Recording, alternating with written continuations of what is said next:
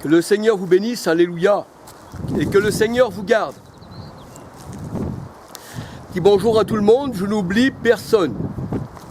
Alléluia, vous êtes tous dans mon cœur. C'est pas parce que des fois on a des choses à se dire franchement qu'on peut avoir de la haine les uns les autres. Alléluia. Eh bien, gloire au Seigneur.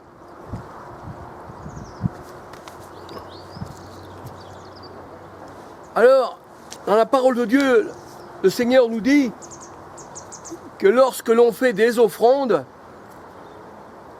eh bien que notre offrande doit satisfaire le Seigneur.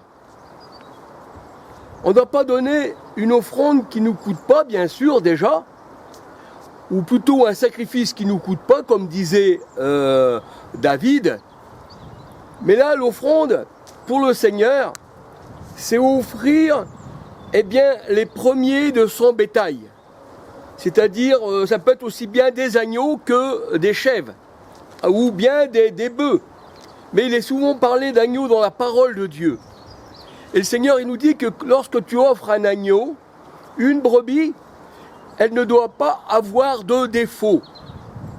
Il faut que quand elle soit présentée devant Dieu, eh bien, qu'elle soit déjà sanctifiée de l'Esprit. Alléluia. Sinon, le Seigneur ne va pas agréer cette brebis. Parce que dans la parole de Dieu, le Seigneur nous dit, vous, mes brebis, vous êtes des hommes, et moi, je suis le bon berger. Alléluia. Et il y a des personnes, surtout les religions, eh bien, elles offrent des offrandes au Seigneur.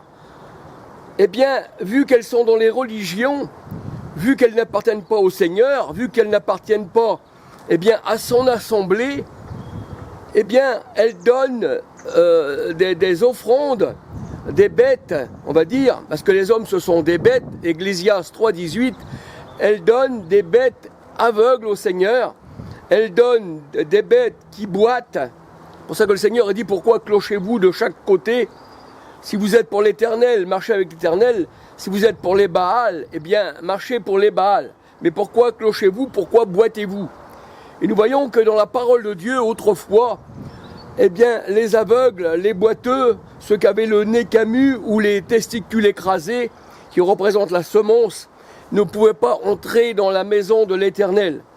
Mais le Seigneur, dans sa parole, il a fait que tous ceux qui étaient malades, tous ceux qui souffraient, qui ne voyaient pas, qui n'entendaient pas tout ça, il dit dans sa parole, voici, je suis venu, eh bien, guérir ceux qui étaient aveugles, ceux qui étaient boiteuses, celles qui n'entendaient pas et celles qui ne parlaient pas. Alléluia.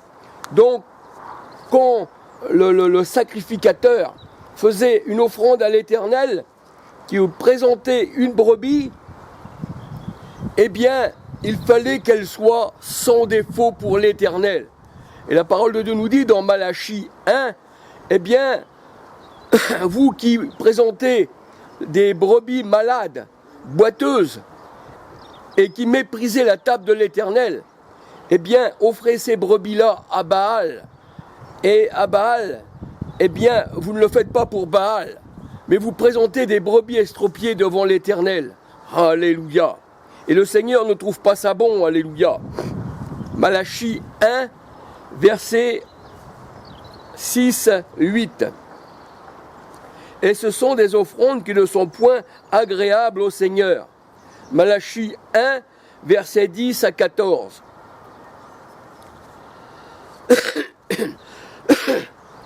Et nous voyons aussi que Israël, selon la chair, ceux qui avaient abandonné les commandements de Dieu pour leur tradition d'homme, Matthieu 7, versets 1 à 23, donc Marc 7, versets 1 à 23, c'est-à-dire les religieux qui ont l'apparence de la piété et qui font de grands gestes pour être vus des hommes et qui aiment les premières places dans les banquets, eh bien faisaient tout pour faire un prosélyte, mais ce prosélyte, c'est-à-dire cet adepte, devenait pire qu'eux.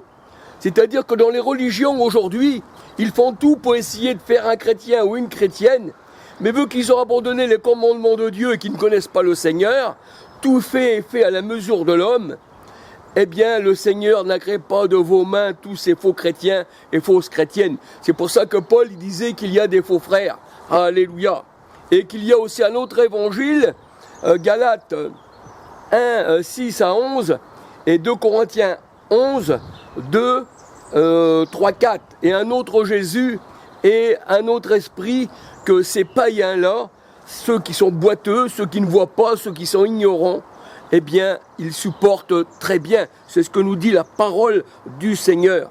Et nous voyons que les Juifs, selon la chair, 1 Corinthiens 10, 18, Marc 7, 1 à 23, eh bien, faisaient tout pour faire un prosélyte, mais lorsqu'ils le devenaient, il était pire qu'eux. Alléluia.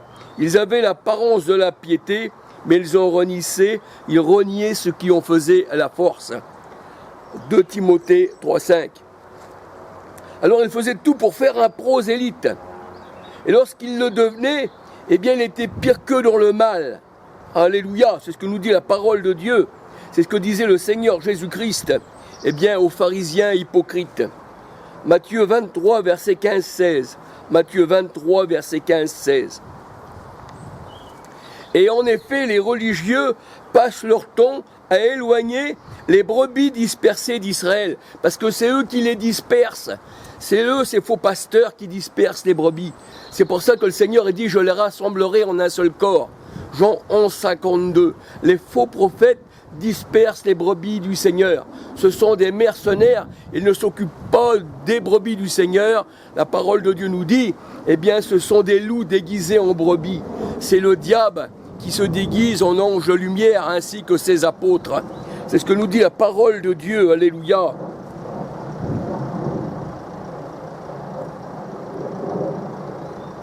Gloire au Seigneur. Et que le Seigneur vous bénisse. Je vais reprendre ma vidéo après, parce que j'ai quelqu'un qui vient et je ne peux que éteindre la vidéo. Bien que le Seigneur vous bénisse, et je reprends ma lecture après. Alléluia.